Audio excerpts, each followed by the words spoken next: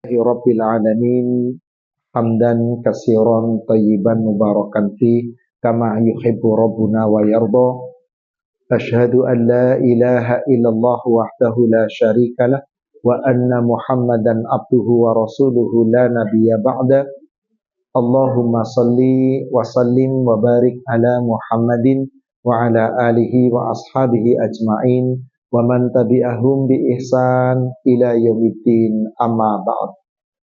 Ya ayyuhalladzina amanu taqullaha haqqa tuqatih wa la tamutunna illa wa antum muslimun. Ya ayyuhalladzina amanu taqullaha wa qulu qawlan sadida yuslih lakum a'malakum wa yaghfir lakum dunubakum wa may yuti'illaha wa rasulahu faqad faza fawzan 'azima. Ma'asyiral muslimin wal muslimat, Bapak Ibu jamaah keluarga Imron yang semoga dirahmati Allah. Alhamdulillah kita diperjumpakan kembali oleh Allah pada kajian di pagi hari ini bertepatan tanggal 23 Sya'ban. Insyaallah 7 hari lagi kita akan bertemu dengan bulan Ramadan. Semoga Allah menjaga kita dengan petunjuknya, kita istiqomah di atas iman dan takwa. Dengan kekuatannya Allah berikan kepada kita kesehatan sehingga kita mampu insyaallah beramal ibadah sebaik-baiknya sepanjang Ramadan. Salawat serta salam semoga terlimpahkan, tercurahkan kepada Nabi kita Rasulullah Muhammad SAW. Semoga tercurah kepada seluruh keluarga, sahabat dan seluruh pengikutnya hingga yaumil akhir. Tema yang akan kita angkat pada kesempatan ini tadi sudah disampaikan bahwasanya temanya adalah meningkatkan iman dan takwa di bulan Ramadan. Bagaimana caranya kita bisa meningkatkan iman dan takwa di bulan Ramadan ini? Tentu dengan bekal yang terbaik. Bekal terbaik itu apa? Bekal terbaik itu adalah takwa. Maka takwa itu apa? Takwa itu adalah landasannya dengan ilmu, dengan ikhlas, dengan sabar. Maka kalau kita mampu melaksanakan ibadah sepanjang Ramadan, bekalnya dengan ilmu, dengan keikhlasan, dengan kesabaran, insya Allah semoga kita meningkat iman dan takwa kita. Salawat serta salam semoga terlimpahkan, tercurahkan kepada Nabi kita Rasulullah Muhammad SAW. Semoga tercurah kepada seluruh keluarga, sahabat dan seluruh pengikutnya hingga yaumil akhir. Bapak Ibu, Allah perintahkan kita ibadah di bulan Ramadan itu tujuannya apa? La'allakum tattaqun. Supaya takwa. Berarti memang tujuan Allah perintah kita ibadah di bulan Ramadan itu supaya takwa. Berarti kita harus meningkat iman dan takwa kita. Apalagi di bulan Ramadan itu Allah bukakan sarana-sarana. Saya awali dengan sebuah hadis. Coba ibu buka di kitab Sahih Muslim nomor hadis 1039 dan hadis nomor 1040. Dua hadis sekaligus dibaca. 1039 dan 1040.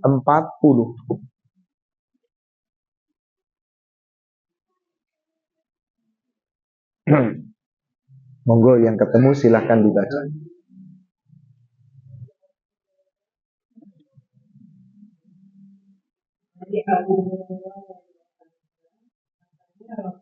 Sallallahu alaihi wasallam.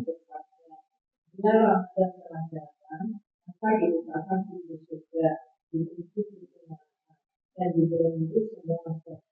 Baik, satu hadis lagi. Dari Abu Hurairah radhiyallahu anhu, Rasulullah SAW bersabda, bila Ramadan telah datang, maka dibukakan pintu neraka, dikunci neraka jahanam dan dirantai semua setan. Baik. Di situ ada dua tawaran dari Allah melalui Rasulnya. Yang pertama, idza kana Ramadan futihat abwabul jannah. Yang pertama menggunakan kalimat apa? Jika datang Ramadan, maka dibuka pintu-pintu surga. Ghuliqat abwabun nar, dikunci pintu neraka, sulsilati syayatin, dirantai, dibelenggu setan-setan. Sementara yang kedua, tadi nomor 40-nya apa Bu? Idza jaa Ramadan futihat abwabur rahmah. Jika dibuka setelah datang Ramadan, masuk Ramadan, dibuka pintu-pintu rahmat. Tadi dibuka pintu apa? Surga. Di sini dibuka pintu apa? Apa bedanya pintu surga dengan pintu rahmat? Baik. Dalam hadis riwayat Imam Bukhari ada lafaz yang berbeda. Sama riwayatnya dari Abu Hurairah, dari Imam Bukhari. Dalam hadis itu kalimatnya begini, idza dakhala Ramadan. Apabila telah memasuki Ramadan, masuk Ramadan, futihat abwabus sama, dibuka pintu-pintu langit. Jadi ada 3 lafaz. Pertama, dibuka pintu surga, kedua dibuka pintu rahmat, ketiga dibuka pintu. Mari kita uraikan. Apa sih maksudnya ini ada pintu rahmat, pintu langit, pintu surga? Seseorang tidak akan masuk surga kecuali dengan rahmat Allah. Seseorang tidak masuk surga kecuali dengan rahmat Allah. Nah, rahmat Allah itu akan Allah berikan bagi orang yang mau membuka pintu rahmat. Dengan cara apa membuka pintu rahmat? Buka pintu langit. Maka siapa yang membuka pintu langit terbuka, pasti pintu rahmat terbuka, maka pintu surga pasti terbuka. Andai kata pintu langit gak terbuka rahmat, berarti gak bakal terbuka surga.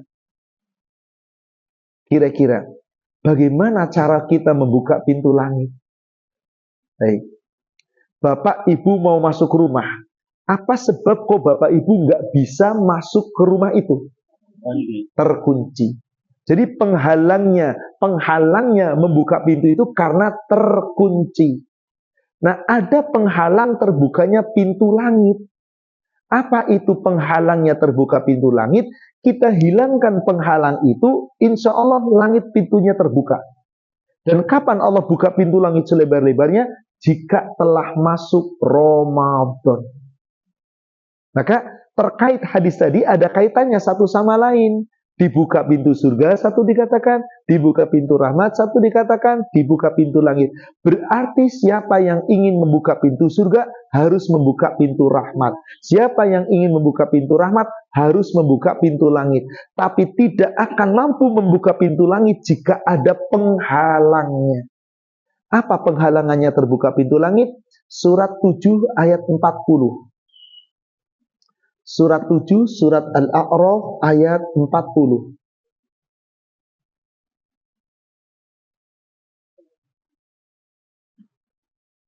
Silakan dibaca.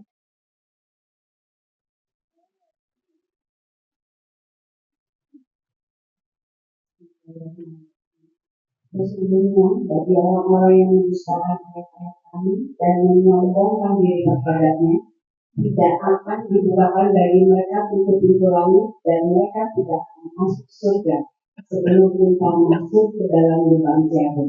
Demikianlah kami beri balasan kepada orang-orang yang berbuat dosa.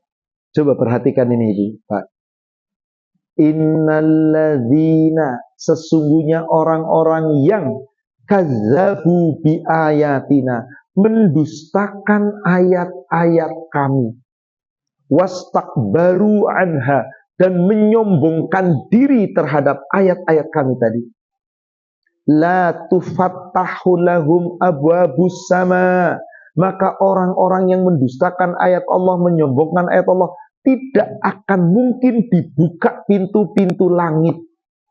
Karena pintu langit nggak dibuka, berarti pintu rahmat nggak terbuka. Pintu rahmat nggak terbuka, nggak bakalan bisa masuk. Maka kata Allah, wala yadkhulunal jannah, maka mereka tidak akan bisa masuk surga hatta yalijal jamalu fi sammil hayat, kecuali kalau onta sudah bisa masuk melalui lubang. Ada nggak onta bisa masuk lubang jarum? Apa maksudnya sampai Allah mengatakan demikian? Mustahil. Mustahil onta bisa masuk lubang jarum. Berarti mustahil masuk surga jika penghalang untuk membuka pintu rahmat Anda tidak buka.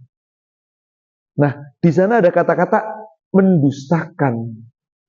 Mendustakan. Ada juga kata-kata menyombongkan. Pertanyaan saya, Ayat-ayat Allah itu kira-kira apa Bapak Ibu? Yang jelas firman Allah, Al-Quran. Di dalam Al-Quran ada apa? Perintah, larangan, aturan, syariat, hukum-hukum, ketetapan-ketetapan. Maaf saya sampaikan ini, tapi mudah-mudahan demi Allah saya tidak mau nyindir apapun siapapun. Contoh, mudah-mudahan dengan ayat ini yang belum sampai merubah, semoga terketuk hatinya. Maaf, yang nyuruh wanita pakai jilbab siapa? Ada nggak ayatnya? Kok ada wanita nggak mau pakai jilbab? Apa namanya? Bukan cuma itu. Sombong dengan ayat Allah. Anda diciptakan Allah, Anda dikasih nikmat oleh Allah, kok disuruh Allah nggak nurut? Apa namanya? Bapak ibu punya karyawan, digaji full, suruh kerja membantah, apa yang ibu lakukan? Tuh, SP3 pecat, sombong kamu nggak mau kerja. Karena kata-kata sombong itu bukan sombong menurut penilaian kita. Kalau menurut kita sombong itu apa? Mentang-mentang kaya mobilnya baru, mentang-mentang kaya punya rumah bagus, mentang-mentang bajunya bagus. Jadi seakan-akan kalau tampil seperti itu sombong. Bukan. Sombong menurut syariat itu adalah, coba ibu buka Sahih Muslim, nomor hadis 71. Apa yang disebut sombong?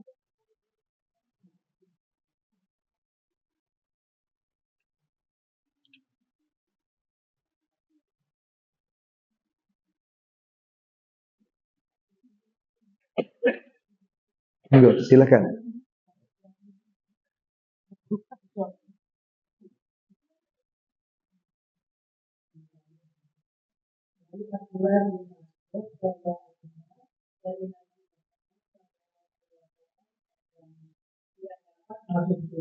Orang yang dalam hatinya terdapat rasa sombong walaupun hanya sebelah. Orang laki-laki bertanya bagaimana kalau seseorang suka memakai baju dan sepatu baru. Jawab Rasulullah SAW, Allah itu indah dan dia menyukai yang indah. Sedangkan sombong itu menolak kebenaran dan menganggap remeh orang lain. Itu dia. Jadi sombong menurut Allah itu beda dengan sombong menurut kita. Kalau ada suatu kebenaran dalam Al-Quran, kok ditolak, sombong apa enggak? Jadi orang-orang yang tidak menjalankan ayat Allah itu termasuk sombong, Bapak Ibu. Itu orang yang mendustakan ayat-ayat Allah. Contohnya tadi. Contoh. Di dalam Al-Quran kita nggak ketemukan, tetapi di dalam hadis ada diketemukan. Karena hadis itu adalah implementasi penjelasan dalam Al-Quran. Sederhana aja. Sadar tidak sadar, kadang-kadang kita masih suka makan minum pakai tangan kiri. Betul? Sombong apa enggak? Sombong. Maaf, sombong. Sering tanpa sadar loh. Nih, padahal kita dikasih tangan kanan. Maka disuruh makan minum tangan kanan, kok tetap pakai tangan kiri? Sombong. Bukan menurut saya loh. Ini ilustrasi karena kita kan sedang membedah tadi penghalang terbukanya pintu. Kenapa? Karena kesombongan dan mendustakan ayat Allah. Coba buka lagi Sahih Muslim 1941. 1941.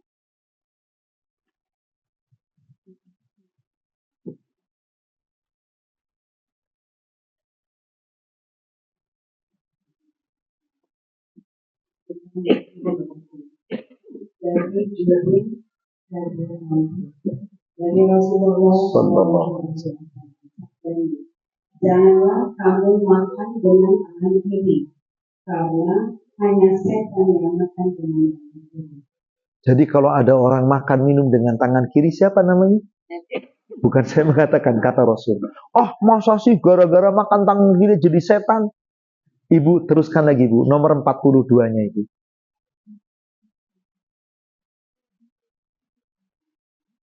Dari Ibu Umar radhiyallahu katanya, Rasulullah Sallallahu Alaihi Wasallam bersabda, apabila kamu makan dan minumlah dengan tangan kanan, karena hanya setan yang makan dan minum dengan tangan. Intinya, Wajib nggak kita ngikutin Rasul? Wajib. Gimana kalau kita nggak nurut sama Rasul, kok tetap makan minum tangan kiri? Sombong. Pak, Bu, ada orang kidal. Yang namanya kidal biasanya gimana? Kiri, kiri, kiri. Boleh nggak makan dan minumnya tetap pakai tangan kiri? Kalau dia kidal, tetap harus pakai tangan kanan. Kalau dia mengatakan, tapi saya kidal, terus tetap pakai tangan kiri, sombong apa enggak? Apa yang terjadi? Silakan Ibu, nomor 43-nya, Bu. Dari dia bin Salamun bin Asbah. Dia mengatakan bahwa seorang laki-laki maka dekat Rasulullah Sallallahu Alaihi Wasallam, maka bersabda beliau kepadanya, makanlah dengan tangan kanan. Jawab orang itu, aku tidak bisa. Sabda Nabi Sallallahu Alaihi Wasallam, tidak bisa. Tidak ada orang yang melarangmu melainkan perasaan sombongmu. Kata orang itu benar-benar menjadi tidak dapat mengangkat tangan sebelumnya. Lumpuh seketika tangan kanannya. Kesombongan. Jadi jangan dianggap remeh. Ini hal kecil loh. Apalagi urusan ibadah. Ada nggak orang cuman puasa tapi nggak sholat? Ada. Sombong dia. Kok nggak sholat? Yang penting kan puasa. Ibadah tuh bukan cuman puasa. Ada orang puasa, sholat, kemudian tapi dia nggak mau taraweh, nggak sholat sunnah. Ada nggak? Sombong dia. Oh, Rasul perintahkan kok. Kan yang penting cuman wajib. Enggak, Allah pun perintahkan yang sunnah. Ada orang puasa, ada orang sholat malam, sholat taraweh, sholat wajib. Tapi mulutnya sepanjang Ramadan nggak dijaga. Sombong nggak dia? Sombong. Maka terkadang kesombongan kecil yang tidak disadari itu bisa merusak amal yang besar. Ada orang puasa lapar dan haus, dilaksanakan, dijaga, nggak pakai buka, nggak pakai makan, sholatnya dijaga, tapi mulutnya nggak dijaga, dapat nilai nggak oleh Allah? 0. Bulughul Maram nomor hadis 685. Bulughul Maram nomor hadis 685.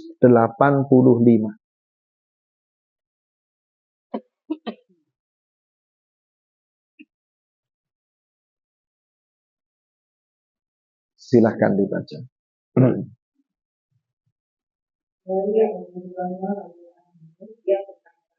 Rasulullah bersabda, barang siapa tidak mau meninggalkan dan beramal dengannya serta tidak meninggalkan sifat bodoh, maka Allah tidak membutuhkan ketika dia meninggalkan makan dan minumnya. Apa maksudnya? Hadis ini sahih, riwayat Imam Bukhari dan Imam Ahmad dan Abu Dawud. Ada orang puasa, berarti puasa itu nahan lapar dan haus nggak? Ya. Dari subuh sampai maghrib, lapar, haus, sholat, jalan, tapi mulutnya nggak dijaga. Subhanallah, Rasul mengancam dengan ancaman ini. Man lam yada' qaula zur. Barang siapa yang sedang berpuasa, dia nggak makan, dia nggak minum di siang hari, tetapi tidak meninggalkan qaula zur, perkataan kotor, berdusta, menghina, menghibah, mencela, memfitnah, kata-kata kasar, kata-kata jorok. Wal amala bihi, dan beramal dengan amalan itu. Wal jahal, perbuatannya bodoh, dilarang tapi tetap dilanggar. Falaisa lillahi hajatun fi ayyada'a ta'amahu wa syarabahu. Maka dia puasa, nggak batal puasanya, selesai sampai maghrib, lapar dan dahaga dirasakan. Tetapi dari Allah, laisa anallah, tidak ada kebutuhan Allah. Allah tidak butuh fi ayyada'a ta'amahu wa syarabahu. Ketika orang itu meninggalkan makan dan minum, dia puasa tapi mulut nggak dijaga, nggak dapat apa-apa dari Allah. Maka kata Rasulullah, rubba shaimun laisa lahu jaza. Orang-orang banyak rugi meskipun dia puasa, tetapi tidak dapat pahala apa-apa. Illal ju' wal atos, kecuali hanya sekedar lapar dan haus.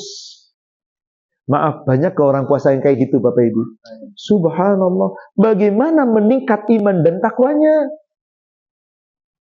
Berarti karena penghalangnya tidak coba dihilangkan dan itu terus diperbuat, meskipun dia ketemu Ramadan, boleh jadi puasa Ramadan, bahkan ibadah Ramadan, tapi penghalangnya tadi nggak ditinggalkan, nggak dapat nilai dari Allah. Berarti sepanjang Ramadan itu betul-betul Bapak Ibu jaga lisan. Contoh, kalau Bapak Ibu lagi puasa dihina orang, apa yang harus Bapak Ibu lakukan?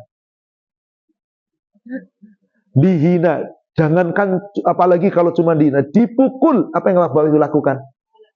Tuh kan, rusak puasanya. Jadi orang puasa itu pengendalian diri yang sempurna. Sampai-sampai Allah ingin puasa kita benar karena puasa itu untuk Allah. Sampai Allah berfirman, puasa itu untukku. Semua pahala ibadah untuk kita semua. Tapi Allah mengatakan, khusus puasa untukku. Ibu lihat Sahih Muslim 1117. 1117. Sahih Muslim 1117.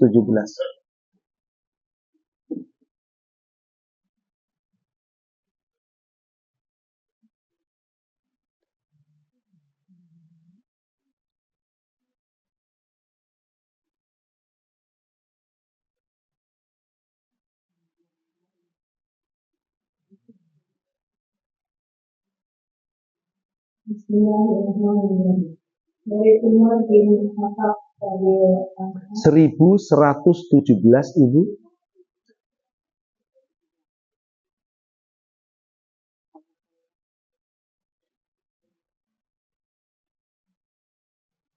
Bismillahirrahmanirrahim. Hurairah. Katanya Rasulullah SAW bersabda, Allah Azza wa Jalla berfirman, setiap anak Adam beruntuk baginya kecuali puasa. Puasa itu adalah untukku dan aku akan memberinya pahala. Puasa itu ialah perisai apabila kamu puasa dan kamu bisa puasa dengan agama dan jangan menghina Allah. Apabila kamu yang dihina atau orang aku puasa demi Allah yang jiwa Muhammad berada di tangannya. Sesungguhnya bau mulut orang puasa lebih harum di sisi Allah pada hari kiamat kelak daripada bau kesturi. Dan bagi orang puasa ada dua kemungkinan. Jika dia berbuka dengan berkira dengan apabila ia mengalami Subhanallah, itu dikhususkan. Maaf Bapak Ibu, saya yakin punya makanan favorit, betul nggak? Kalau Bapak dikirimin tetangga, dikirimin saudara makanan yang nggak terlalu suka, kira-kira dikasih ke siapa? Ya buat orang lain, buat pelayan gitu ya Bu ya. Tapi makanan yang paling disukai gimana? Jangan, ini untukku. Ibadah yang paling disukai Allah dari segala ibadah yang dikhususkan ternyata saum Ibu. Sholat untuk kita, zakat untuk kita, haji untuk kita, semua untuk kita. Tapi puasa kata Allah untukku.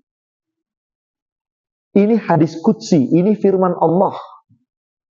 Qala Allahu azza wa jalla, Allah azza wa jalla berfirman, kullu amal ibni Adam lahu. Setiap amal anak Adam semua untuknya. Illa siyam, kecuali puasa. As-saumu li, puasamu itu khusus untukku.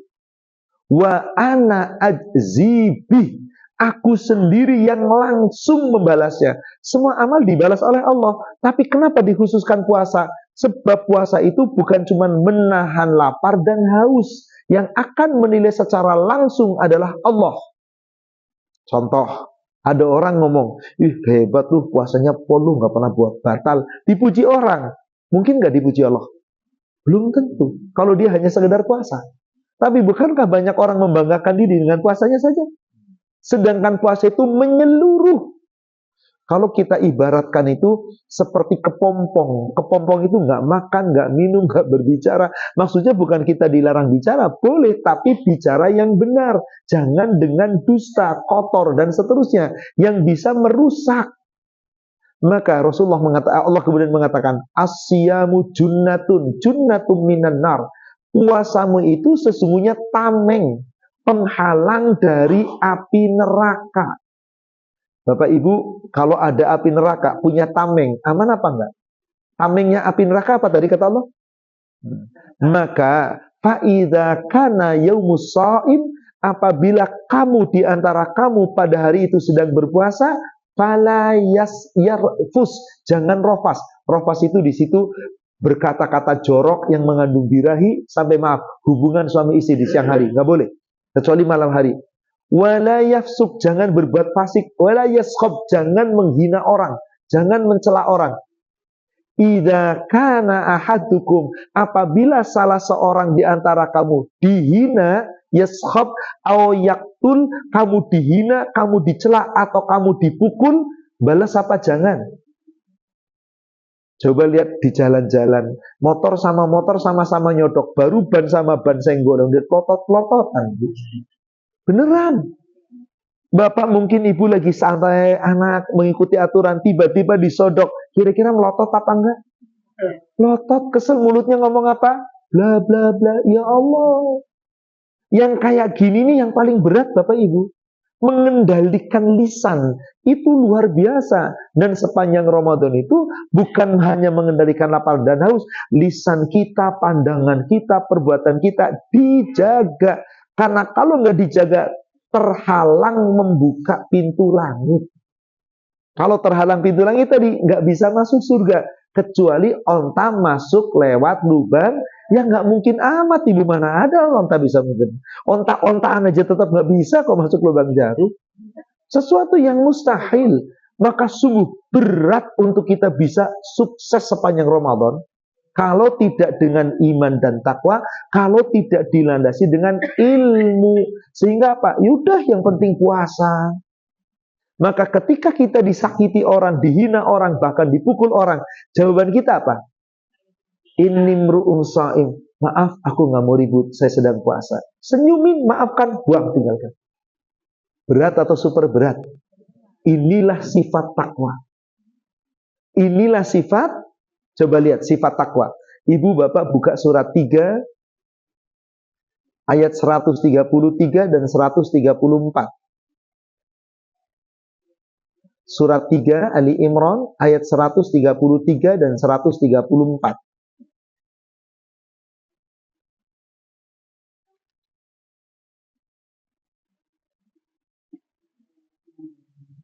Bersegeralah menuju ampunan dari Tuhanmu dan surga yang luasnya seperti langit dan bumi, yang disediakan bagi orang-orang yang bertakwa, yaitu orang-orang yang selalu berinfak baik di waktu lapang maupun sibuk, orang-orang yang mengendalikan kebutuhannya, dan orang-orang yang memaafkan kesalahan orang lain. Allah mencintai orang-orang yang berbuat baik. Ibu, bapak, surga kata Allah untuk siapa?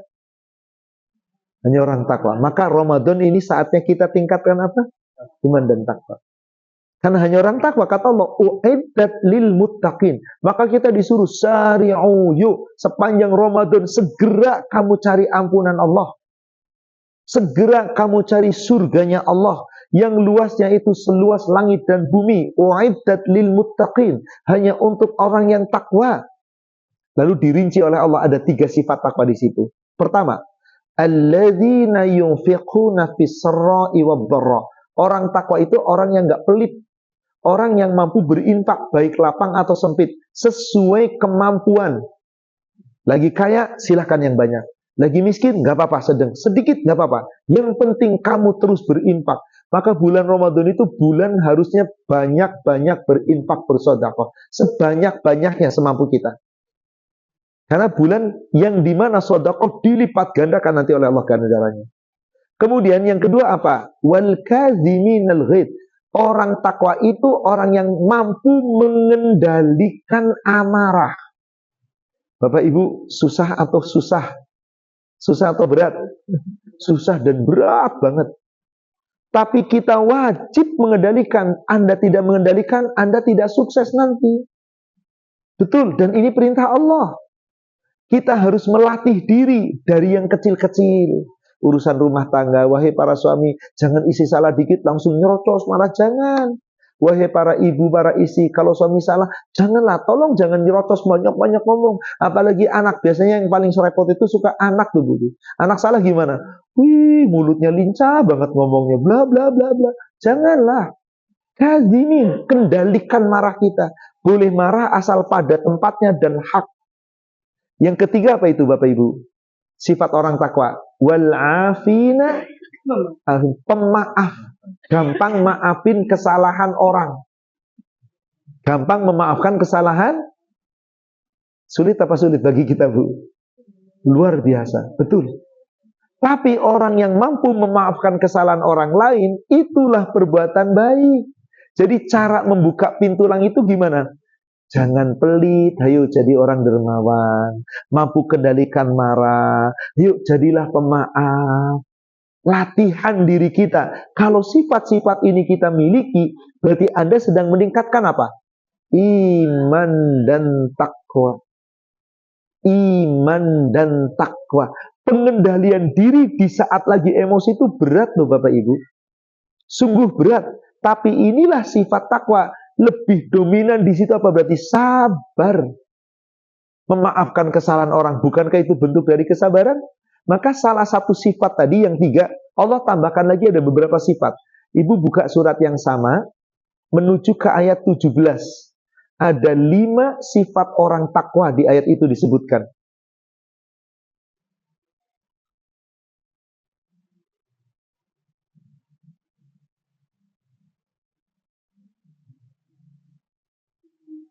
Juga orang-orang yang sabar, benar, taat, dan berinfak serta memohon ampunan pada Allah. Orang yang takwa, Allah sebutkan 5 ciri di situ. As-sabirin, orang yang sabar. Was-sadiqin, orang yang benar, yang jujur. Berarti mulutnya dijaga. Sodik, jujur, benar. Wal-qanitin, orang yang selalu menjaga ketaatan, dijaga taatnya, jangan angin-anginan. Wal-munfiqin, dan orang yang mau berinfak, orang yang tidak pelit, yang tidak bakhil, infak dalam keadaan apapun. Wal-mustaghfirina bil ashar, orang-orang yang banyak beristighfar, mohon ampun di waktu sahur, di waktu akhir malam. Ibu, Bapak, di Ramadan jangan tinggalkan yang namanya istighfar di waktu sahur, di waktu akhir malam. Sholatlah tahajud di akhir malam meskipun Anda sudah taraweh. Karena taraweh baru qiyamul lail, belum tahajud. Bangkitlah untuk tahajud meskipun minimal 2 rakaat. Ikhlas lakukan. Setelah itu banyak istighfar. Itu ciri orang takwa. Berat atau berat bangun di akhir malam? Ya kalau anak-anak kita sih berat banget. Biasanya anak kita bangun di akhir malam lagi puasa ngapain? Makan sahur doang. Setelah itu tidur lagi. Bahkan kalau ada tontonan di TV yang lawakan, yang bercanda, lebih senang mana? Zikir atau nonton TV? Ya Allah, yang ada malah sia-sia. Dia makan sahur saja, nggak ada berkahnya kalau begitu. Makanya Rasul perintahkan tasaharu fa inna fis sahuri barakah. Bersahurlah dalam waktu sahur ada keberkahan. Apa salah satu berkahnya waktu sahur? Makan sahur di waktu sahur, maka kuat insya Allah sampai siang, sampai sore. Karena yang namanya waktu sahur itu adalah waktu sepertiga malam akhir sebelum datangnya subuh. Lalu apalagi yang dimanfaatkan? Banyak-banyak istighfar, banyak mohon ampun kepada Allah. Kalau kita lakukan 5 ciri ada pada kita, berarti kita sedang apa? Meningkatkan iman dan takwa. Ramadan tapi judes terus, kata-katanya kotor, menghina orang, mencela orang. Ya Allah, enggak meningkat. Bahkan orang seperti itu dinilai oleh Allah bahkan tidak beriman dengan sempurna. Saya tunjukkan nanti hadisnya. Saya teruskan tadi hadis nomor 1117. Setelah Allah mengatakan, jika seorang di antara kamu sedang puasa, dihina, dicela atau dipukul, maka jawablah, inni mru'us shaim. Maaf, saya lagi puasa. Berarti apa? Memaafkan kesalahan orang lain. Mari kita latih. Lalu jaminan Allah, kalau ada orang yang puasanya seperti itu dijaga, lahuluwun saim, sesungguhnya bau mulutnya orang yang sedang puasa itu adalah atyabu mirrihil mis, lebih harum dari minyak kasturi, indallah yaumal qiyamah, di sisi Allah pada hari, maaf Bapak Ibu, meskipun Ramadan harus jaga mulut apa enggak? Maaf, jaga kebersihan mulut apa enggak? Ya. Jangan cuman sebelum subuh sikat gigi sampai sore enggak pernah sikat gigi, hahaha ngomong, nih bau mulut gue itu lebih wangi dari kasturi. Yang enggak lah, mabok yang bau. Bukan di sisi manusia tetap bau busuk, tapi harumnya di sisi apa di situ? Itu di sisi Allah kapan? Pada hari kiamat. Di dunianya bau apa enggak? Bau. Rasulullah selalu bersiwak setiap mau sholat. Kita gosok gigi nggak masalah. Ustadz, pakai odol apa enggak? Sebaiknya jangan, karena ada rasa di sana. Khawatir nanti rasa itu masuk ke mulut. Maka gosok gigi tanpa odol bisa nggak Bu? Bisa dibersihkan kok. Kapan pakai odol? Nanti aja, kalau baru sahur sebelum sholat subuh atau ketika maghrib telah tiba, monggo. Siang hari bersihkan mulut, gosok gigi silahkan, pakai tangan seterusnya, pakai siwak silahkan. Yang penting jaga mulut jangan sampai bau di hadapan manusia. Meskipun baunya tetap bau, tapi nggak terlalu bau. Saya yakin terutama bapak-bapak, Pak pernah nggak sholat di masjid sebelah kanan kiri ada orang yang waduh baunya luar biasa? Pernah Pak? Kadang saya mengalami itu. Aduh, nahan nafas. Nggak nikmat loh, sholat kita terganggu loh. Maka kata Rasulullah, siapa yang habis makan makanan yang bau, jangan ke masjid. Tapi jangan jadi alasan, gue makan yang bau aja lah, biar gak ke masjid. Nggak boleh. Intinya kalau toh sudah makan yang bau, segera bersihkan, supaya tidak mengganggu orang. Demikian Allah sampai mengatur demikian, Ibu. Maka lebih harum di sisi Allah pada hari kiamat. Begitu hadisnya ya Bu ya. Jadi kalau ngomong harumnya bagaikan kasturi di hadapan manusia, tetap bau jigong luar biasa. Harus dijaga. Maka di sini umat Islam harus tertib menjaga kebersihan. Jangan sampai buat bau membuat terganggu orang lain. Dari badannya bersihkan. Kalau itu Anda betul-betul jaga, nanti Allah katakan di ujung hadisnya, walisaim farhatan, di ujung hadisnya, untuk orang yang berpuasa akan mendapatkan kegembiraan dua. Apa kegembiraan pertama? Faraha biiftarihi idza fatara faraha biha, yaitu bergembira ketika dia sedang berbuka. Gembira nggak sih Bapak Ibu lagi berbuka? Nggak ada orang nggak gembira buka beneran. Apalagi, menunya top. Wah, ada gembiranya luar biasa. Tapi mari jangan cuma gembira berbuka, tapi nggak sholat. Sholatnya lewat, jangan. Kenapa? Gembira sesaat kalau buka itu. Ada gembira yang lebih sempurna. Apa itu gembira yang lebih sempurna? Faroha idza laqiya rabbahu farihu bisaumihi. Yang kedua itu adalah bergembira ketika nanti di akhirat berjumpa dengan Allah. Bergembira karena puasanya. Karena puasanya menghantarkan dirinya ampunan dari Allah. Dengan ampunan tadi terbuka pintu langit. Dengan itu terbuka pintu rahmat. Dengan pintu rahmat terbuka, pintu surga terbuka. Berarti Bapak Ibu, wajib kita menjaga sepanjang Ramadan itu bukan cuman puasa. Puasa kita jaga, taraweh kita jaga, tadarus kita jaga, zikir kita jaga, doa kita jaga, perbanyak istighfar kita jaga, sedekah kita jaga, manfaatkan waktu sahur untuk ibadah, kita jaga waktu sahur, saat menjelang berbuka jangan lupa itu waktu mustajab untuk kita berdoa. Dan nanti di akhir-akhir daripada menjelang Ramadan akhir, 10 hari akhir, apa yang harus kita jaga? Ibadah sepanjang 10 malam akhir.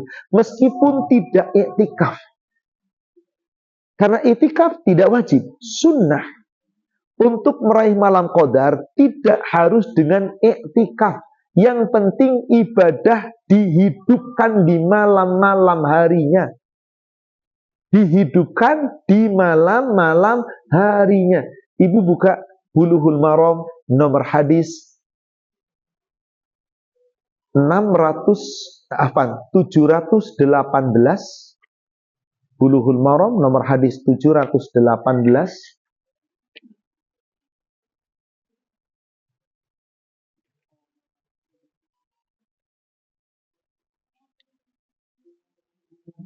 Dari Abu Hurairah bahwasanya Rasulullah Sallallahu alaihi wasallam. Barang siapa melakukan ibadah Ramadan karena iman dan pahala darinya, maka akan diampuni dosa-dosanya yang telah terjadi. Coba, di situ kalimatnya barang siapa yang menegakkan ibadah atau siapa yang puasa? Ternyata ada dua lafaz. Man soma Ramadan, siapa yang puasa Ramadan. Kalau di hadis ini, hadis sahih Bukhari Muslim muttafaqun alaih, lafaznya bukan soma Ramadan saja, tapi qoma Ramadan. Apa yang dimaksud qoma? Menegakkan, mendirikan. Berarti ibadah sepanjang, gak cuman puasa, gak cuman sholat malam, gak cuman sholat wajib, gak cuman sholat taraweh, tapi menyeluruh tadi. Dan puncak ibadah itu di mana? Di bulan Ramadan, di ujungnya. Hadis ini secara umum, man qoma Ramadanan imanan wahtisaban. Siapa yang menegakkan ibadah sepanjang Ramadan dengan penuh keimanan dan ikhlas hanya mengharapkan pahala dari Allah, ghufira lahu ma taqaddama min dzambi. Nanti Allah ampuni seluruh dosa yang telah lalu. Karena dosa diampuni, pintu rahmat pasti terbuka. Kalau pintu rahmat terbuka, surga pasti terbuka. Lalu bagaimana cara kita ibadahnya di bulan Ramadan? Khususnya di akhir-akhir Ramadan. Ibu ke nomor berikutnya, 19-nya. Dari Aisyah radhiyallahu, dia berkata, Rasulullah SAW apabila telah memasuki 10 hari, yakni 10 hari terakhir dari bulan Ramadan, beliau mengencangkan kain salibnya, menghidupkan malamnya dan membangunkan keluarganya. Ibu, tidak ada satupun istri Rasul yang iktikaf di masjid sepanjang Rasul hidup. Pernah suatu ketika istrinya Rasul iktikaf di masjid dengan tenda, masuk ke dalam tenda, dilihat oleh Rasul, dimarahin oleh Rasul, dibongkar semuanya. Kebajikan macam mana yang kamu inginkan, kata Rasulullah. Kebaikan seperti apa yang kamu inginkan, kata Rasulullah. Maka akhirnya dibongkar semuanya. Dan Rasul tidak pernah mengizinkan untuk wanita. Tetapi setelah Rasulullah wafat, isi Rasul pada iktikaf karena nggak ada lagi yang diurus. Isi Rasul janda seumur hidup karena haram dinikah oleh laki-laki lain. Isinya Rasul itu sudah dipasangkan oleh Allah dengan Rasul kembali di surga. Maka jandanya Rasul nggak ada yang menikah dengan laki-laki yang lain. Haram, Allah yang menentukan. Nah, di situ dikabarkan oleh Aisyah bagaimana ketika 10 malam akhir. Anna Rasulullah sallallahu alaihi wasallam idza dakhala al-ashr min awakhir Ramadan, yaitu apabila telah memasuki 10 akhir Ramadan, syadda mi'zarahu, beliau mengkencangkan ikat sarungnya. Maksudnya beliau bersungguh-sungguh serius ibadah, tinggalkan istri-istrinya, beliau iktikaf full 10 malam akhir, 10 hari akhir. Ai qadha ahlahu, beliau pulang ke rumah, istri-istrinya dibangunkan, Bu. Untuk apa? Ahya lailahu, menghidupkan malam-malamnya. Jadi di malam-malam qadar itu yang harus hidup di malamnya. Anda, Bapak Ibu, tidurlah dari awal malam. Setelah selesai taraweh dari masjid, monggo setengah jam, 1 jam, insya Allah. Sekarang Isya itu sekitar 7:30. Mungkin selesai taraweh ya paling lama 8:30 lah. 1 jam 9 paling lama. Katakanlah jam 9, Bapak Ibu tidurlah segera jam 9:30-nya. Maling mentok jam 10. Terus tidur, Anda jam 10 tidur sampai jam 2 maksimal. Jangan lagi tidur, bangunlah. Itulah waktu yang paling krusial di malam-malamnya.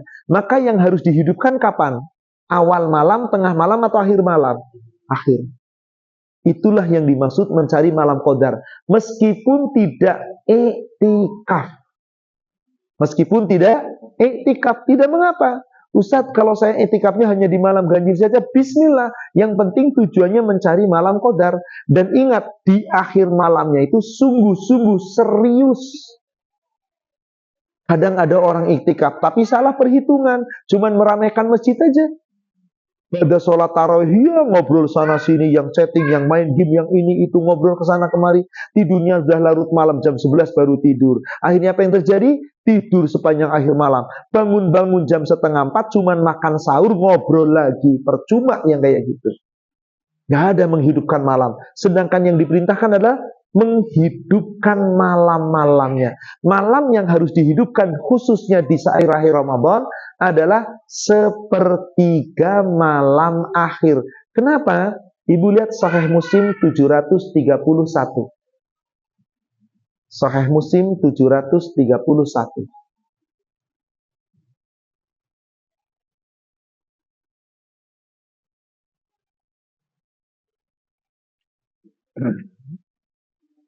Dari Abu Hurairah dari Rasulullah Shallallahu Alaihi Wasallam, Allah Tabaraka wa Ta'ala turun setiap malam ke langit dunia, yaitu kira-kira sepertiga malam yang akhir. Dia berfirman, siapa yang memohon kepadaku, aku perkenankan. Dan siapa yang meminta kepadaku, aku beri. Dan siapa yang memohon ampunan kepadaku, aku ampuni. Subhanallah. Kapan itu, Bu? Malam. Sepertiga malam yang mana? Akhir. Malam dibagi 3. Sepertiga malam awal, sepertiga malam tengah, sepertiga malam akhir. Kapan sepertiga malam awal? Ba'da sholat isya sampai manusia belum tidur. Antara ba'da sholat isya sampai jam 10. Maksimal jam 11. Kemudian tengah malam. Kapan itu? Ketika mulai tidur manusia dan sudah pada tidur sampai manusia mulai nyenyak tidur. Antara jam 11 sampai jam 1 sampai jam setengah 2. Lalu akhir malam. Kapan? Rasul mengatakan akhir malam itu adalah lailan tawila, malam yang panjang. Apa yang dimaksud malam yang panjang? Malam ketika manusia paling lelap tidur. Kapan Bapak Ibu paling lelap tidur? Nah, jam-jam 2. Kalau waktu Ramadan jangan jam 3. Kalau waktu biasa nggak apa-apa jam 3. Karena sholat kita cuma tahajud saja udah, witir. Setengah jam cukup. Jam 4 bangun, insya Allah sekarang masih bisa. Jam 4 bangun, kita beres-beres, kita ke kamar kecil, katakanlah 10 menit, sudah jam 4 lewat 10. Subuh jam berapa sekarang? 4 lewat 40. Masih ada setengah jam. Bisa sholat tahajudnya 2 rakaat, 2 rakaat. Lalu cukuplah 4 rakaat, witirnya 3 rakaat. Panjangkan bacaannya, panjangkan doanya. Cukup setengah jam. Tapi kalau mau 1 jam tentu lebih baik. Nah, kalau Ramadan nggak cukup, Ibu. Harus dari awal sepertiga akhir. Kalau toh mau tidur di sepertiga akhir, jangan banyak-banyak. Sedikit aja tidurnya. Kenapa? Itu tadi dalilnya bagaimana? Yanzilu Rabbuna tabaraka wa ta'ala kulla laylatin hina yabqa sulusul lailil akhir. Allah tabaraka wa ta'ala itu setiap malam turun ke langit dunia, tetapi sepertiga malam akhir. Lalu Allah berfirman, apa tawaran Allah?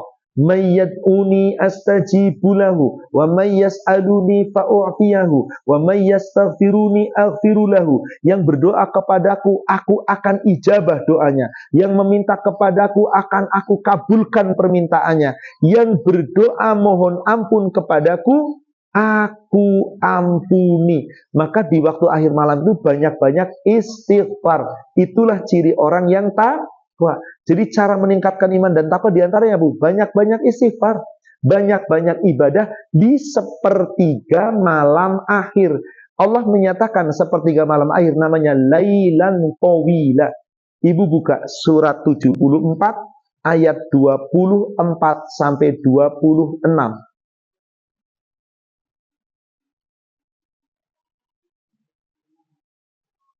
surat 24, surat 74 Ad-Dahr atau As-Subhan, bukan 74, Al-Muzammil. Ad-Dahr, Al-Insan 76, saya keliru. 76. Ad-Dahr suratnya surat 76 atau Al-Insan ayatnya 24 sampai 26.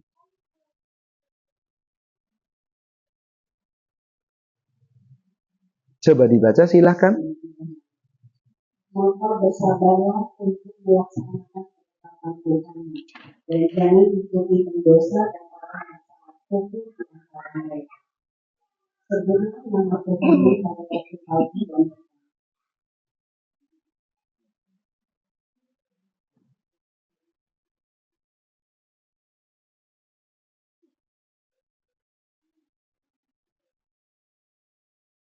Dan pada sebagian dari malam, maka sujudlah kepadanya dan bertasbihlah kepadanya pada bagian yang panjang di malam hari. Bu, panjang yang dimaksud ini panjang waktunya atau panjang istilah?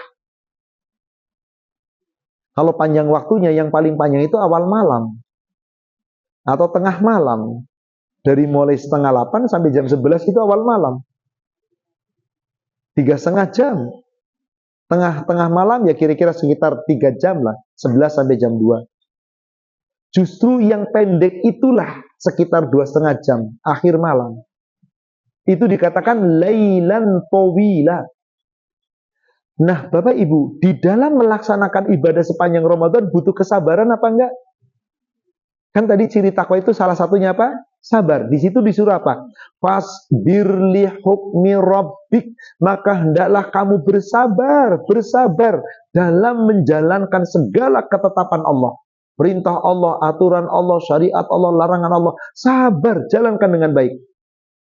Dan wala tuti' minhum asima. Kamu jangan ikuti mereka, orang yang berbuat dosa. Orang yang selalu berbuat dosa. Au kafuro, atau orang yang ingkar kepada Allah, jangan diikuti. Maka ada perintah di ayat ke-25-nya. Wa minal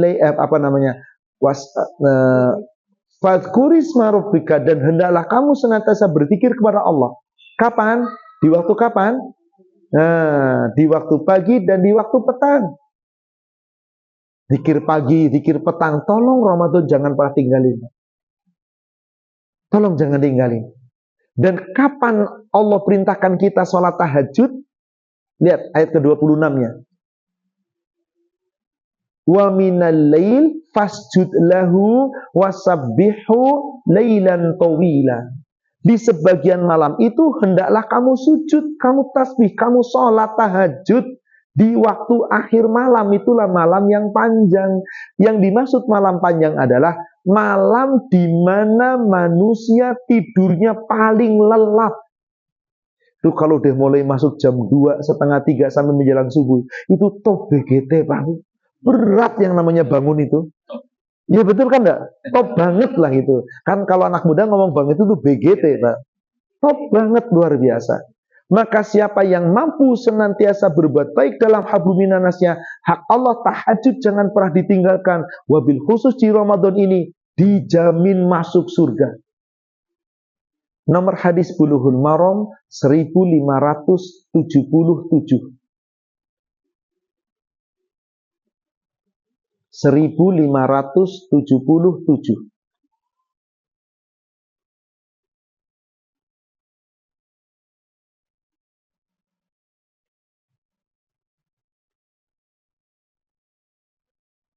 Monggo dibaca.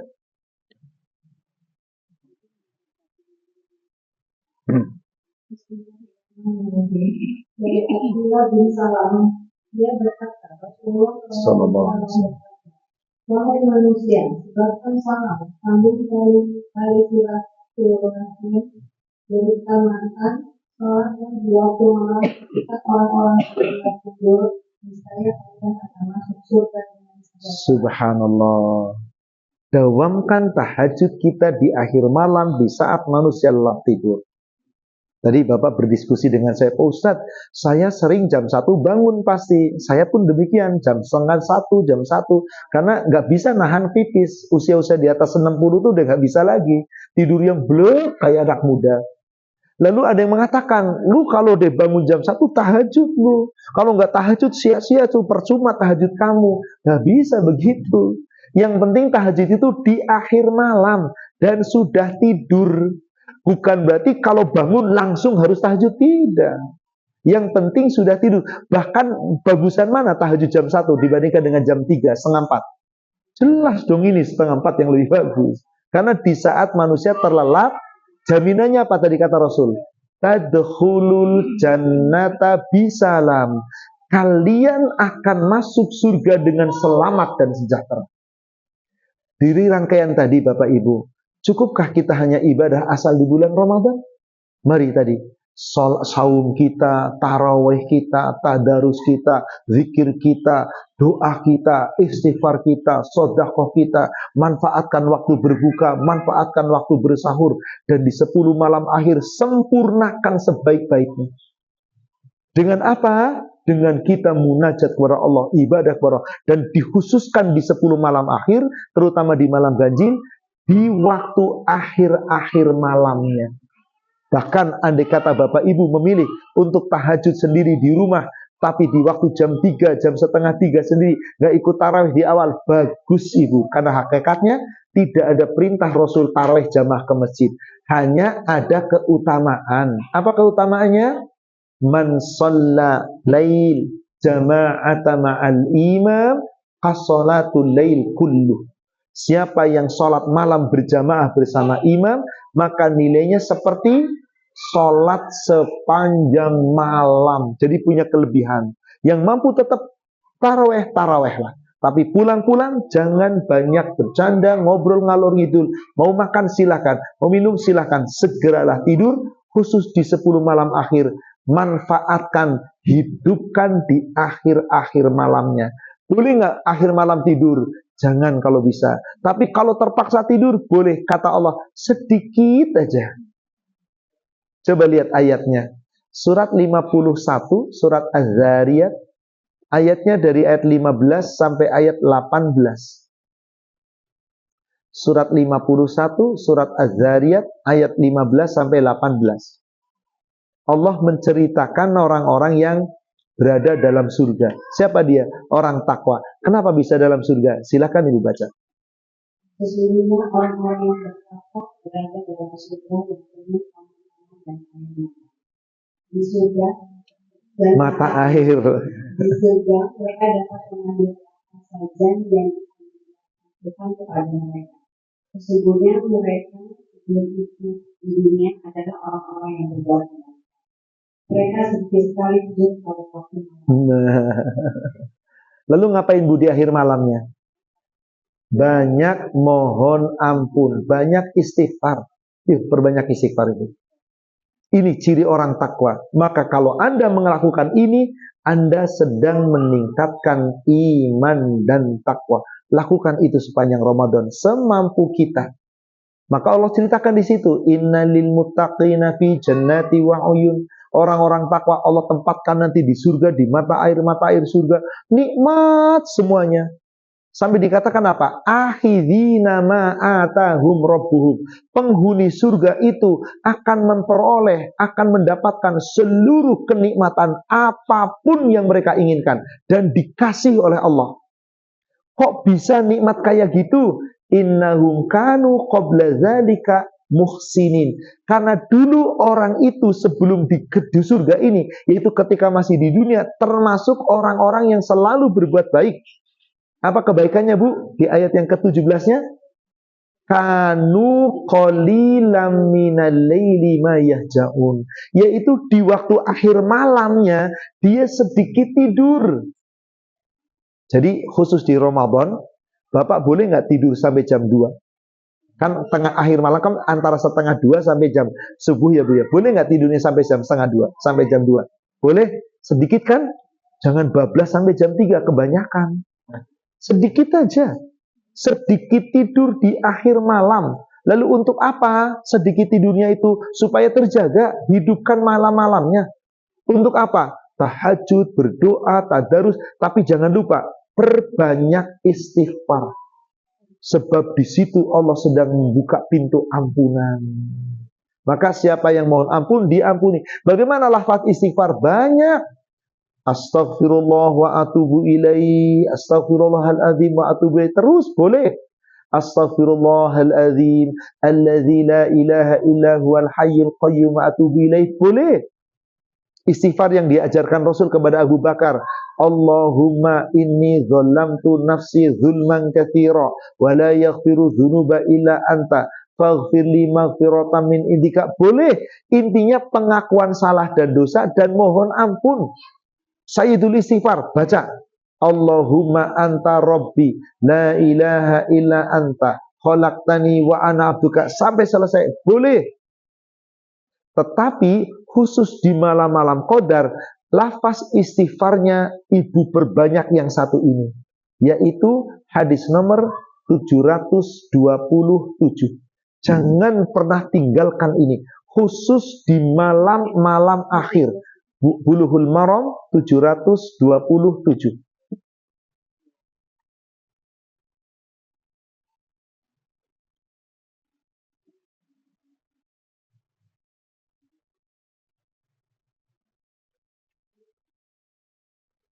Silahkan dibaca. Dari Aisyah radhiyallahu anha berkata, aku bertanya wahai Rasulullah, bagaimana pendapatmu apabila aku mengetahui kapan malam dari Lailatul Qadar? Apa yang harus saya ucapkan? Beliau berkata, ucapkanlah, ya Allah, sesungguhnya Engkau Maha Pemaaf, Engkau cinta memaafkan, maka maafkan. Apa ucapannya Bapak Ibu? Allahumma innaka afuwun tuhibbul afwa fa'fu anni. Banyak ini Bu, puluhan kali, ratusan kali minta sama Allah. Pemaafnya Allah dengan pengampunannya Allah, kira-kira tinggian mana kedudukannya?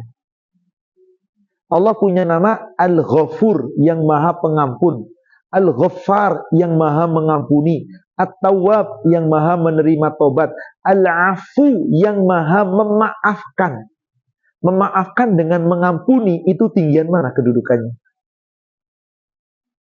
Ibu minta maaf dengan minta ampun, tinggian mana kedudukannya? Biasanya minta maaf sesama manusia. Kalau sama Allah, minta ampun. Tapi dalam hal Al-Afu, maha pemaaf, dengan Al-Ghafur, maha pengampun, tinggian mana? Pengampun dengan pemaaf.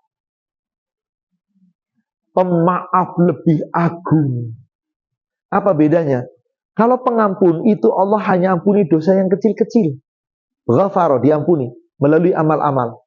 Tapi ketika Anda berbuat dosa sebesar apapun, Anda minta maaf, pemaafan Allah itu jauh lebih luas. Dan orang yang dimaafkan oleh Allah, seluruh dosa besar kecil diampuni oleh Allah.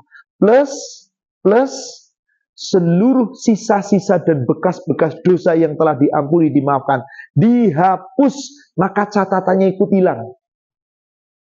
Tapi kalau diampuni, boleh jadi diampuni dosanya, tapi catatannya masih ada. Nanti saat dibangkitkan di padang mahsyar, catatan masih ada. Meskipun sudah ditutup oleh taubat. Maka al-afu. Maka satu-satunya doa yang diajarkan Rasul di malam qadar, yang harus kita banyak ulang-ulang, ini dia.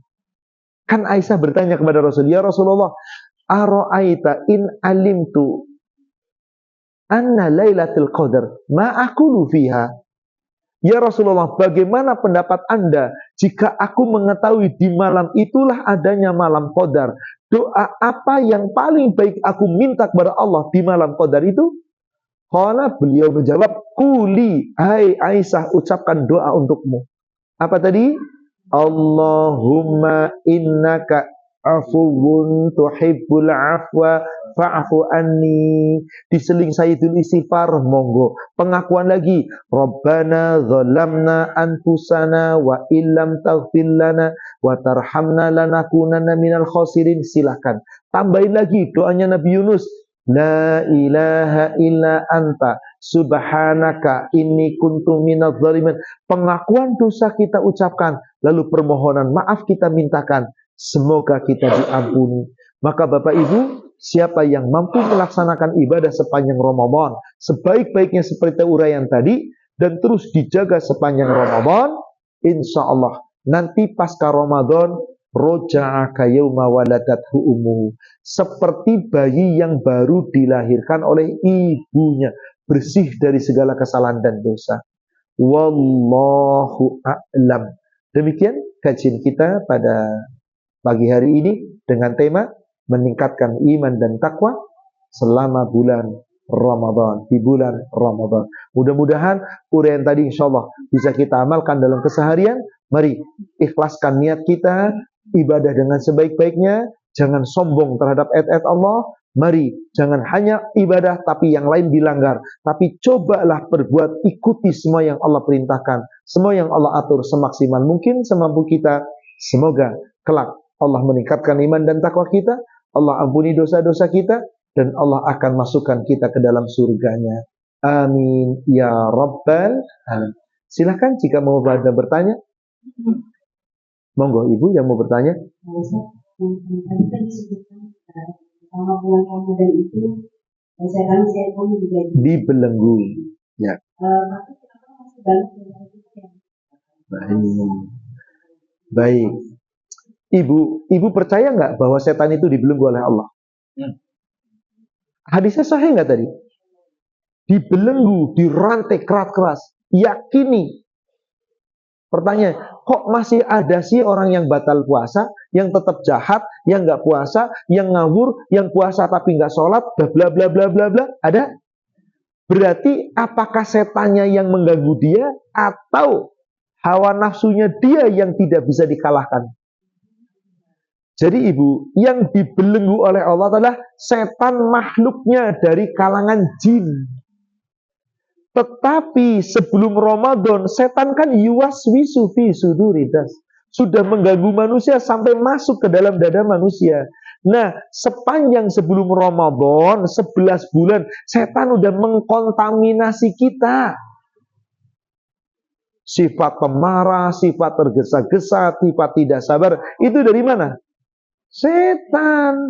Nah, saat setan makhluknya dibelenggu, kita harus membelenggu sifat buruk kita.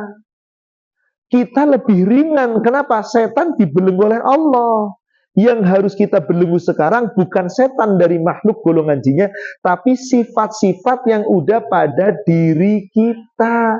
Jadi dia nggak bisa mengalahkan hawa nafsunya. Sombong jadinya kan? Coba ibu lihat.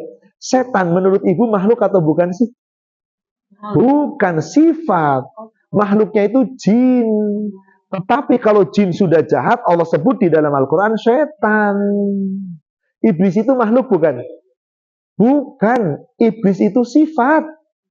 Coba ibu buka surat 16 ayat 50. Surat 18, surat Al-Kahfi ayat 50.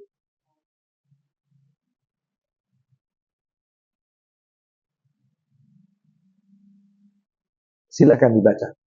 Ingatlah ketika kami berfirman kepada mereka, sujudlah kamu semua kepada Adam.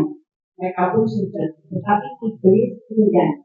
Dia termasuk golongan jin. Kemudian dia mendurhakai perintah Tuhan. Jadi iblis itu makhluk atau sifat? Sifat. Makhluknya siapa? Jin. Allah nggak pernah ciptakan iblis kok ibu. Allah nggak pernah ciptakan setan kok ibu. Yang Allah ciptakan itu jin dan manusia. Lalu kenapa ada iblis? Iblis itu adalah jin yang pertama kali membangkang perintah Allah. Ketika disuruh sujud. Coba lihat ayat itu. Wa il qulna lil malaikati isjudu li Adam fasajadu illa iblis. Ingatlah ketika Allah perintahkan, hai para malaikat, sujudlah kamu semua kepada Adam. Seluruh malaikat tunduk sujud kepada Adam. Kecuali iblis. Lah kan Allah nggak pernah ciptakan iblis. Pertama diciptakan jin. Kok kecuali iblis? Maka dijawab oleh Allah. Siapa iblis itu, Bu? Karena minal jin fafasaqo an amri rabbi. Iblis itu adalah makhluk dari golongan jin yang mendurhakai perintah Allah. Jadi setiap ada orang durhaka perintah Allah itu bukan iblis. Karena iblis itu cuma satu. Yang pertama kali membangkang. Anak keturunannya iblis siapa namanya? Setan. Yaitu apa? Keturunan dari jin yang membangkang. Maka kalau Allah katakan di dalam Al-Quran itu setan, pasti yang dimaksud setan adalah jin yang membangkang. Tapi ingat, secara sifat setan itu bisa juga ada pada manusia. Manusia yang membangkang, yang sombong dengan ayat Allah, mendustakan, itu setan. Apanya Bu? Makhluknya atau sifatnya? Maka kita berdoa di surat An-Nas bagaimana? Qul a'udzu birabbin nas, malikin nas, ilahin nas. Katakanlah, aku berlindung kepada Allah, Robnya manusia, rajanya manusia, ilah sesembahan manusia, min syarril waswasil khannas, dari bisikan-bisikan setan yang tersembunyi, alladzi yuwaswisu fi sudurinas, yang suka menggoda ke dalam dada manusia. Setan dari kalangan siapa? Minal jinnati wan nas. Setan dari kalangan jin dan manusia. Jadi setan dari kalangan manusia itu yang mana, Bu? Manusia yang membangkang. Nah, sifat sombong, sifat tergesa-gesa, sifat tidak sabar, itu sifatnya siapa? Setan. Ibu lihat Bulughul Maram 1558. 1558.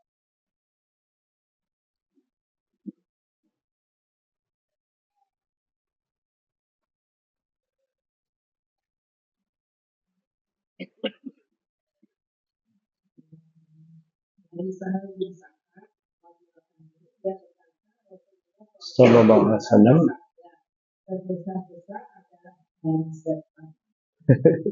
Jadi sifat atau bukan setan itu, Bu? Sifat. Bisa ada pada manusia enggak? Maka di Ramadan setan dari kalangan jin semua dibelenggu. Usaha kita lebih ringan. Dengan cara apa? Yuk jaga sifat setan kita. Maka kata Rasul apa di situ? Al-ajalatu minasyaiton. Apa itu ajalah? Terjemahannya apa tadi? Sifat tergesa-gesa atau tidak sabaran. Jadi sifat-sifat buruk, Bu. Setiap sifat buruk itu pasti dari setan. Maka yang harus membelenggu sifat kita siapa? Kita sendiri, wong setannya nggak ada kok. Sayangnya kitanya nyerah lebih dulu sebelum bertanding. Lalu disalahin, wah hadisnya katanya dibelenggu setan. Buktinya tuh gue tetap nggak sholat, berarti setan ada dong. Lah salah Anda kok setan yang disalahin. Kan banyak orang seperti itu kan. Katanya setan, bohong tuh berarti. Katanya, Allah sudah berjanjikan kok setan dibelenggu. Setan yang dibelenggu adalah dari makhluk jin. Tetapi yang harus kita belenggu siapa? Sifat setan kita, sifat tidak sabaran, tergesa-gesa, yang sifat-sifat buruk, mari kita tinggalkan. Termasuk marah, itu sifat siapa, Bu? Marah itu sifat siapa? Bu, ini saya buatkan ilustrasi. Yang di sebelah kanan saya, orang badannya keker, hebat, kuat. Setiap dia bergulat, lawan gampang dibanting, menang terus. Di film-film ada yang namanya pendekar, kalau dibunuh nggak mempan-mempan, giliran dia membunuh, sekali bunuh banyak orang mati. Pendekar kan namanya kan? Kalau film-film zaman dulu pendekar pakai pedang, dia pakai pedang nggak mempan-mempan, giliran sabetan pedang langsung mati. Pendekar bukan itu. Di sebelah kiri saya, orang kurus kering, kerempeng. Aduh, tenaganya sekecil, tapi mampu mengendalikan amarah. Mana yang pendekar? Yang kanan atau yang kiri? 2235 Ibu lihat Sahih Muslim. 2235.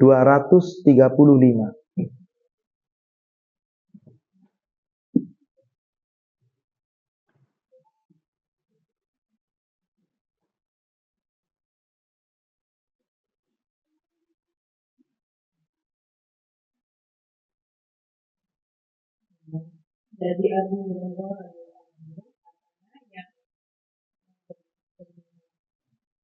yang bernama pendekar, bukanlah orang yang banyak menjatuhkan lawan, tetapi pendekar sejati ialah orang yang mampu menguasai dirinya ketika sedang marah. Tuh pendekar sejati. Jadi kalau Bapak Ibu mampu senyum ketika lagi marah, kata-katanya tertata rapih, tuh pendekar sejati. Tapi kalau judes, kata-katanya kotor, maaf loyo Anda di hadapan Allah. Maka di Ramadan yang harus kita kendalikan apa tadi, Bu? Sifat amarah. sifat pemalas. Yuk, jadilah pendekar sejati di bulan Ramadan, yaitu orang yang mampu mengendalikan marahnya. Orang yang mampu mengendalikan marah, padahal dia mampu marah, jaminannya apa? Surga, dijauhkan dari azab. Berarti nggak sampai ke neraka. Bulughul Maram, nomor hadis 1552. 1552. Dari Anas radhiyallahu anhu, dia berkata, barang siapa mampu menahan amarahnya, Allah akan menahan dirinya dari azab. Subhanallah. Man kaffa ghadabahu kaffallahu anhu adzabahu. Siapa yang mampu mengendalikan marah, dia marah tapi nggak disamkan, nggak dilampiaskan, dikendalikan, nanti Allah akan menjauhkan dia dari azab, yaitu azab neraka. Berarti nggak akan ke neraka. Berarti di Ramadan itu yang paling berat itu sebetulnya apa, Pak? Apa, Bu? Pengendalian hawa nafsu. Betul. Kalau kita sudah mampu mengendalikan hawa nafsu, insya Allah ibadah-ibadah kita menjadi ringan. Berarti mari jaga, mari koreksi, mari jauhi sifat-sifat kotor, sifat marah, pendusta dan seterusnya. Insya Allah semoga kita bisa menyempurnakan, bahkan meningkatkan iman dan takwa kita sepanjang Ramadan. Demikian Ibu, jadi setannya yang harus kita ikat sifat setan kita. Adapun setan dari kalangan jin sudah dibelenggu oleh Allah Subhanahu wa taala. Ada lagi pertanyaan? Silahkan Pak. Mau negaskan aja, itu tadi kita baca Afuwun tuhibul afafawani. Itu pada saat mendekati malam-malam Qadar saja atau sebetulnya 10 malam akhir itu lebih utama. Dari awal Ramadan boleh, tapi ditekankan lebih banyak di 10 malam akhir, di malam-malam ganjil. Karena memang pertanyaan Aisyah, jika aku mengetahui itu malam Qadar, doa apa yang paling baik aku baca? Mungkin di hari-hari biasa ya kita baca cuma 10, 20, 30. Di malam-malam Qadar itu 100 kalau perlu lebih. Untuk apa? Untuk bisa meraih ampunan. Ingat di malam Qadar itu, ketika Allah turun ke langit dunia, siapa yang mohon ampun, diampuni. Permohonan ampun yang terbaik adalah dengan kalimat Allahumma innaka afuwun tuhibbul afwa fa'fu anni. Mau dengan yang lainnya boleh. Lafaz istighfar terserah, tapi perbanyak lafaz ini. Tapi di luar Ramadan berarti kita membaca tidak membaca ini nggak apa-apa. Ya maksudnya baca aja istighfar. Astaghfirullah wa atubu ilaih. Astaghfirullahal adzim alladzi la ilaha illa huwal hayyul qayyum wa atubu ilaih. Minimal pagi petang jangan tinggalkan sayyidul istighfar. 2 kali minimum. Adapun dalam sholat kita juga istighfar. Setelah sholat istighfar. Di dalam sholat istighfar. Doa setelah sholat mohon ampun. Dan istighfar yang paling ringan yang Anda baca jangan sampai kurang dari 100 setiap hari adalah Astaghfirullah wa atubu ilaih. Kapanpun kita bisa baca. Rasul tidak kurang dari 100 kali dalam sehari. Lalu bagaimana harusnya dengan kita? 2323 Sahih Muslim.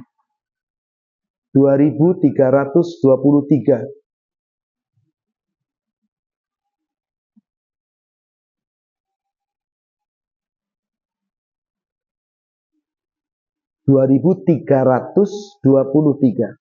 Dari Abdullah bin Umar, Ibnu Umar.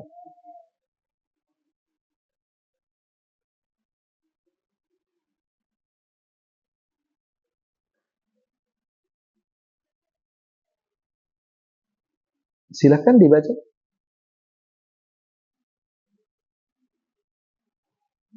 Bismillahirrahmanirrahim. Rasulullah sallallahu alaihi wasallam. Hai manusia, bertakwalah kamu semua kepada Allah. Sesungguhnya aku tobat kepadamu. Subhanallah, minimal loh itu. Astaghfirullah wa atubu ilaih. Gak usah dihitung-hitung, lebih dari itu jatuh lebih banyak. Habis sholat minimal baca 10, tuh 5 kali waktu sholat sudah 50. Pagi petang kita minimal 1 pagi baca 25, 1 pagi lagi 1 petangnya baca 25, sudah minimal 100. Lebih banyak lebih baik. Tentu saja. Kenapa? Rasul saja yang sudah dapat jaminan ampunan 100 kali. Maka Rasul bilang, ayyuhannas, hai sekalian manusia, tubu ilallahi jami'a. Banyak-banyak kamu bertobat dengan istighfar kepada Allah semuanya. Inni atubu ilaihi fi yaumin mi'ata marrah. Aku senantiasa mengucapkan istighfar setiap hari 100 kali. Itu di luar sholat beliau loh, Bu. Beliau salam apa Bu yang diucapkan? Kanan kiri salam? Astagfirullah 3 kali. Dalam menjepati salam, sebelum salam, setelah tasyahud, doa yang diajarkan kepada Abu Bakar. Allahumma inni zalamtu nafsi wa'taraftu bidzambi faghfirli fa innahu la yaghfiru dzunuba illa anta. Permohonan ampunan, dan silakan kita bisa memohon ampun dengan bahasa apapun. Termasuk bahasa Indonesia boleh nggak? Boleh. Ya Allah ampuni aku ya Allah, dan terimalah tobat. Allahumma firli wa tub alayya. Ya Allah terimalah tobatku. Ya Allah ampuni dosaku. Ya Allah innaka antat tawwabur rahim. Sesungguhnya engkau maha pengampun dan engkau maha penerima tobat. Seperti itu. Lafaz-lafaznya silakan. Pakai bahasa Indonesia monggo. Wallahu alam. Demikian Ibu. Silakan yang lain. Silakan Pak. Ya, ya. Atau memang ada di dalam setiap orang? Betul. Rasulullah yang mengatakan, di setiap diri kita ada jin setan yang ditugaskan oleh pemimpinnya menggoda kita. Coba dibuka hadisnya. Nomor hadis 2410 Sahih Muslim. 2410.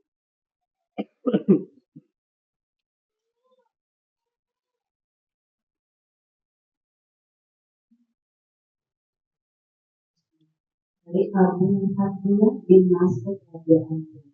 Katanya Rasulullah sallallahu alaihi wasallam, tidak seorang pun di antara kamu melainkan telah ada jin yang ditugaskan pemimpinnya untuk selalu menggodanya. Tanya para sahabat, Anda juga ya Rasulullah? Ya Allah, ya aku juga. Tetapi Allah selalu melindungiku dari godaan mereka, sehingga mereka yang menggodaku akhirnya Islam dan menang. Karena itu mereka tidak berani menyuruhku melainkan Tuh.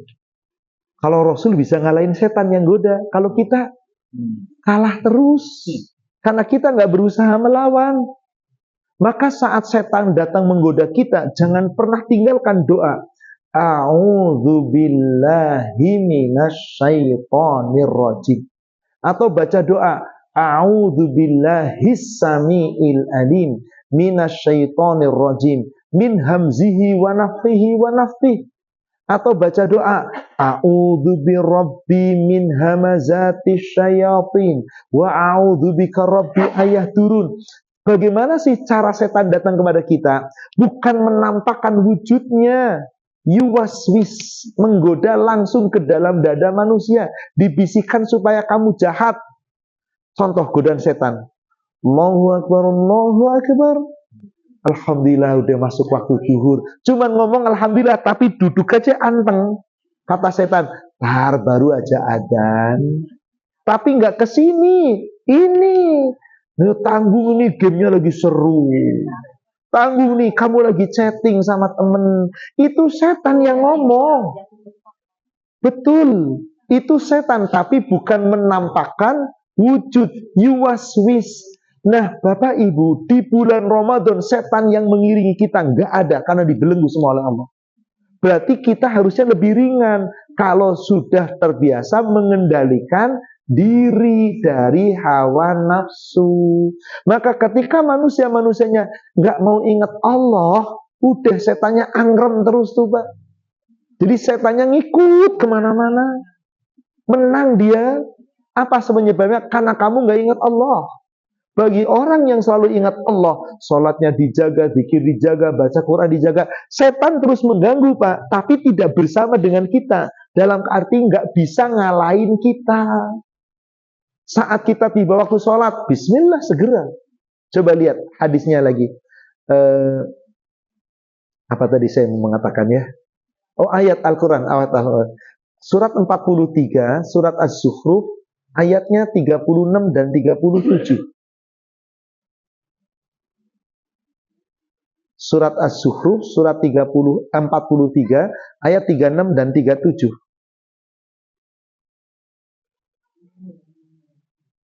Siapa yang berpaling dari pengajaran Allah dalam informasi, maka kami biarkan setan menyesatkannya, maka setan selalu berpaling.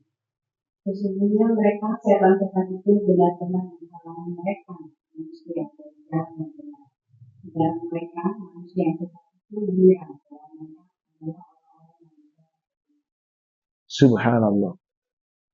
Wa may ya'shu an dzikrir rahman. Siapa yang berpaling dari zikir kepada Allah yang Maha Pengasih, enggak pernah zikir, enggak baca Quran, enggak ibadah, ibadahnya ngawur, asal-asalan, yang penting berarti setannya masuk. Nuqayyid lahu syaitanan fahuwa lahu qarin. Setan itu menjadi qarin. Qarin itu peserta, teman setia, terus ikut kemana-mana, Pak. Kalau sudah bersama setan, apa yang terjadi? Wa innahum la yasuddunahum 'anis sabil wa yasabuna annahum muhtadun. Orang itu jalannya akan bengkok karena dihalang-halangi oleh setan. Tapi orang itu merasa benar dapat petunjuk. Pak, orang nggak sholat itu salah atau salah banget? Yuk, sholatlah, kamu kan Islam. Udahlah, dosa-dosa gue nggak sholat, yang penting orangnya baik. Udah nggak sholat ngasih ngaku baik, yang ngomong itu setan, Pak. Hawa nafsunya. Maka kapan setan itu menyertai? Kalau ada orang yang terus-menerus berbuat dosa, sudah pasti itu qorinya setan, Pak. Tapi ketika orang yang berbuat taat-taat, setan mengganggu tapi nggak mempan, qorinya adalah para malaikat. Surat 26, surat Asy-Syu'ara, ayat 221 dan 222.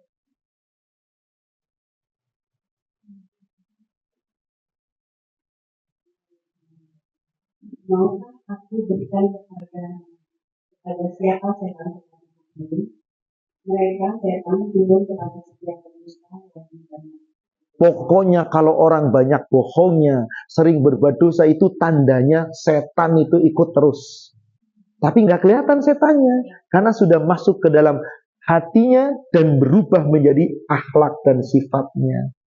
Maka setiap orang yang suka dusta, yang terus berbuat dosa, itu tandanya dia lagi bersama-sama dengan. Tapi nggak boleh kita ngomong, lu tuh ada setannya, lu dosa melulu, lu jangan, ibu, marah nanti. Setiap ada malas dari sifat kita, maka tandanya sedang diganggu oleh setan. Maka saat kita lagi diganggu setan, Allah cuma perintah kita segera minta perlindungan kepada Allah. Lihat surat 7 ayat 200. Atau dari ayat 199 dan 200 itu dua ayat. 199 dan ayat 200. Surat 7 Al-A'raf. 199 dan ayat 200.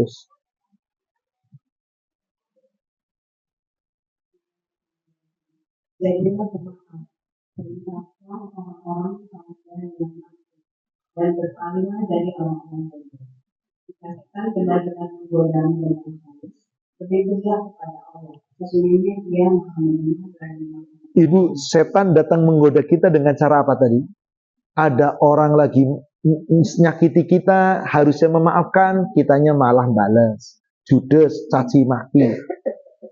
Disuruh kita berbuat baik, malah perbuatannya buruk, setan lagi datang.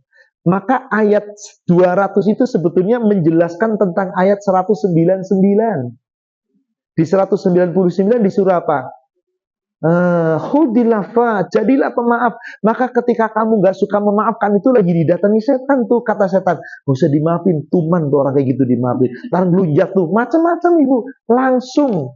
Bahkan kadang temennya kita ngomong, tuh jangan dimaafin orang kayak gitu, ntar kamu malah dijek-injek loh. Tuh setan yang ngomong tuh, yang temen itu. Setan wujudnya manusia, intinya yang gak suka memaafkan itu sifat setan. Maka kata Allah, jadilah pemaaf. Wa'mur bil urfa, hendaklah kamu selalu berbuat kebaikan-kebaikan, jangan berbuat keburukan. Perintah untuk selalu baik. Wa'arid anil jahilin, ada orang menggoda kamu, mengganggu kamu, bodoh, perbuatannya bodoh, jelekin kamu apapun, tinggalin udah. Belum mampu meninggalkan, nggak mampu menahan diri, berarti lagi diganggu. Langsung Allah perintah ayat 200-nya. Wa imma yanzaghannaka minasyaitoni nazghun fasta'id billah. Kalau kamu diganggu oleh setan dengan satu gangguan, maka segera berlindung pada Allah. Jadi saat kita lagi malas, lagi marah, lagi emosi, itu tandanya lagi diganggu setan. Jadi bukan setan menampakkan diri. Kebanyakan kita di Indonesia diganggu setan tuh setannya nongol.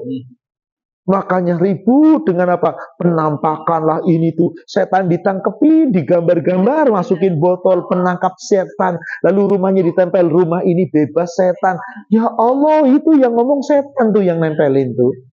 Dan itu kan kayak gitu Bu di negara kita Bu. Yang kayak gitu yang disenangi. Padahal setan tidak akan mampu menampakkan diri. Dijamin oleh Allah. Karena dia makhluk yang wallahu a'lam.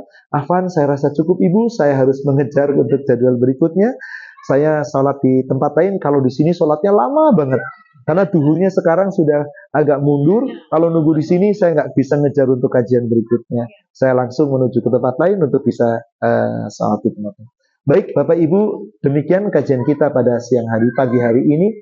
Semoga membawa manfaat dan hikmah. Semoga kita termasuk hamba-hamba Allah yang insya Allah mampu meningkatkan iman dan takwa kita sepanjang Ramadan. Dengan cara kita ikuti apa-apa yang Allah perintahkan semampu kita. Semoga Allah buka untuk kita pintu langit, Allah buka untuk kita pintu rahmat, dan semoga surga kelak Allah bukakan di saat kita dikumpulkan di padang mahsyar. Yang benar dari Allah, yang disampaikan melalui Rasulnya. Yang salah dari saya yang menyampaikan, yang penuh kekurangan, semoga Allah memaafkan dan mengampuni dosa kita. Mari Bapak Ibu kita akhiri dengan kafaratul majlis. Subhanaka Allahumma wa bihamdika asyhadu an la ilaha illa anta astaghfiruka wa atubu ilaik. Alhamdulillah billahi fi sabilil haq. Assalamualaikum warahmatullahi wabarakatuh.